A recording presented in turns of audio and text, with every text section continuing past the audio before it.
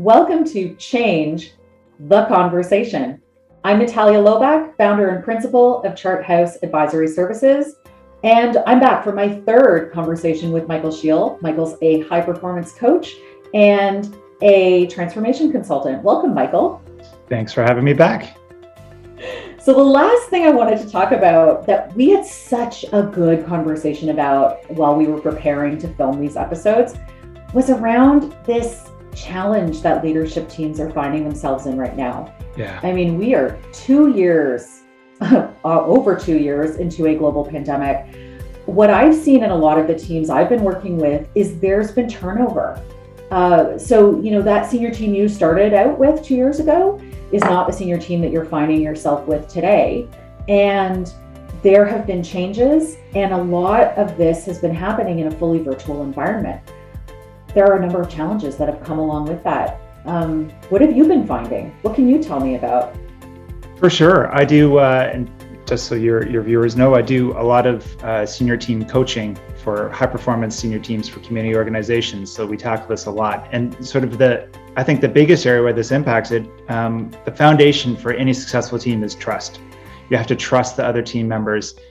And it's really hard to build that trust in harmony when you're working virtually from your own living room or bedroom or office or whatever. I was telling you the story. I was working with one community organization where during our work on the senior team coaching, a new CFO came in. He was working with the team, but he found it really hard to connect with the rest of the team and to really become a solid part of a team that had already been together for some time.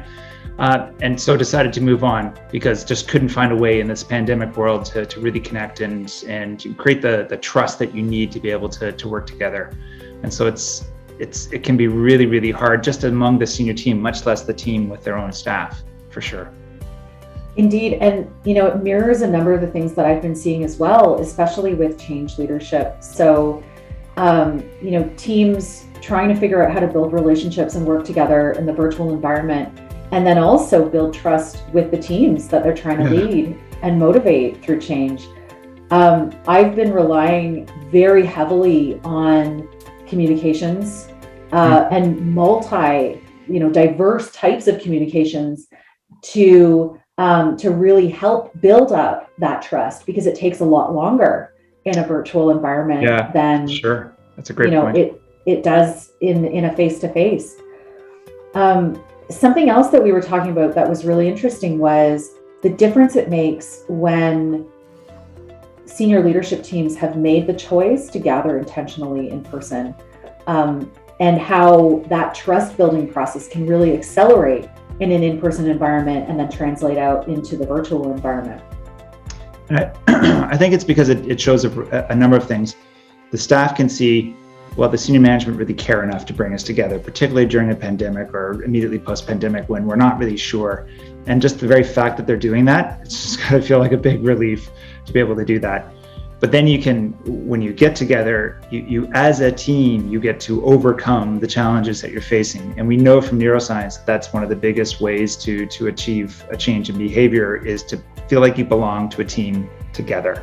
And it's really hard to get that togetherness when you're all just talking on Zoom all day, every day. So getting that togetherness, getting together even just once a month, research has shown that even that builds a stronger bond, right? And it's so important. It's so incredibly important. And I've seen huge acceleration with the teams that have chosen to meet intentionally and gather intentionally, even in this, crazy post-pandemic time. It's made a huge difference in terms of the team's ability to collaborate, to accelerate through change, and to lead that. And then also the responses and reactions that the broader organization and staff have towards the leadership team. You can tell the difference. You can see that the team is more aligned. It comes through. And it's amazing how those little nonverbal indicators can still translate through a video call. But I found that to be, an incredibly important part of managing through this time. What do you think the future looks like, Michael? How would you manage this as we come out, hopefully, as we come out? Hopefully, yes. Touch wood. Yeah, I think regardless if the pandemic is going to wind down and we're going to have post-pandemic this year or next year, the year after, because our governments have done such a good job of investing in solutions to get us through that, they've spent a lot of money trying to get us through. So there is less money to spend on services. So I think, and we've seen, at least here in Ontario, Canada, we've seen a history of the governments, if there is money to spend, it's not going to go to the community sector. It's not going to go to the ones that are, the closer to the community.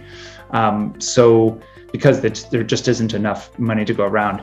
So I think those community organizations are going to be under even more stress in terms of how do we serve more clients, because our population is continuing to rise while having less money.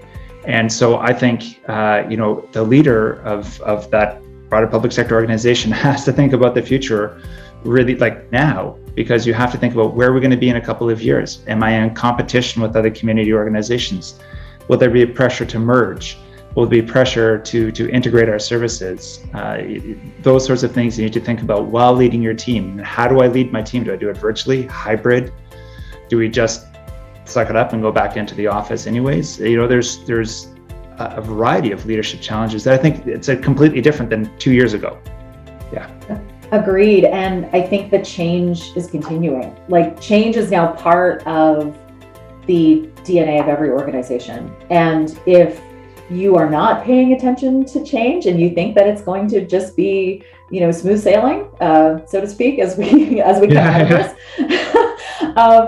I really think that if you are somebody in an organization, or you are someone who's a leader of one of these organizations, investing in yourself and figuring out how you can lead change more effectively, how you can shore up some of those skills, really understand the environment and the impacts, is really going to help you succeed. And I think it's also going to help you accelerate your organization as well. Absolutely. I think you've really hit a really important topic there. I was researching the history of transformation, for public sector transformation recently. And, even 10, 15 years ago, it was usually senior management. 20 years ago, it would be senior management. Once every couple of years, we'll think about what is our vision for change. And a senior manager would figure that at the senior manager level, and maybe eventually would get down to the staff. Then a couple of years ago, it was, well, we know we need to change every couple of years. Now it's pretty much, we're going to be changing a lot. Everybody needs to do it. It's not just the acumen of the senior management team. Typically, they're so busy with dealing with so many other things that they're going to be putting it down to the staff. So everybody in the organization needs to learn to figure out about transformation and change management, and it's just not something that's often taught or supported. And I think absolutely, it's a skill set that's just going to help you out as you grow your career and your organization and your services over the next 10, 15, 20 years. I think there's just no choice. You're going to have to, I think. I think so too, because the changes that we've gone through in the pandemic are enduring and evolving. And I think the environment that we live in, the world that we live in, with rapidly accelerating technology, all of these big global systemic cultural changes that we're going through, it just means that change is now the norm, right?